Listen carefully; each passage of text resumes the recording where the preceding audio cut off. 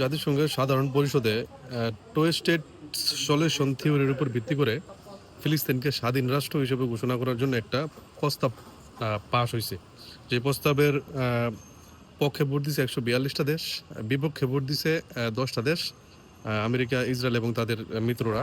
এবং এটার ভোট দেওয়া থেকে বিরত ছিল 12টা দেশ। তো এই প্রস্তাবের একটা সুন্দর দিক হচ্ছে প্রস্তাবটা উত্থাপন করছে সৌদি আরব এবং ফ্রান্স।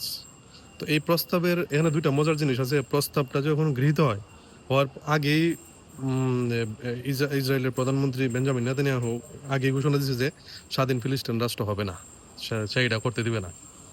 আর এরপরে তাদের আহ, এই ইসরায়েলের পররাষ্ট্র মন্ত্রণালয়ের যে মুখপাত্র, সেই মুখপাত্র এই প্রস্তাব পাশের পর সে একটা বক্তব্য দিছে। কি বক্তব্য দিছে? সে বলতেছে যে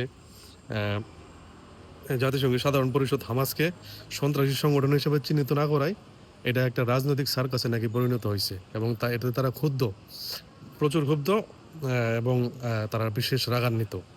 তো এই যদি আমার যদি অক্টোবরের 7 তারিখে এই হামলার পর মানুষ বলে যে এটা হামলা, অবশ্যই এটা দুঃখজনক, ন্যাক্কারজনক, এটা ধরে নিলাম যে এটা হামলা করা ঠিক হয় নাই। তো তোরা এই হামলার পরে তোরা কি করতেছস? তোরা এই অক্টোবরের 7 তারিখের পর থেকে এখন পর্যন্ত ফিরে গাজায় তোরা 30,000-এর অধিক শুধু শিশু হত্যা করছস।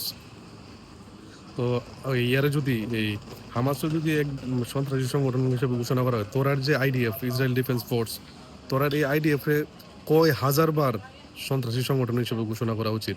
কই? এটা নিয়ে তো কেউ কিছু বলতেছে না। এটা নিয়ে কারো কোনো মাথা ব্যথাও নাই। কিন্তু তোরার মতো করে বলতেছস, ঠিক আছে ধরলাম।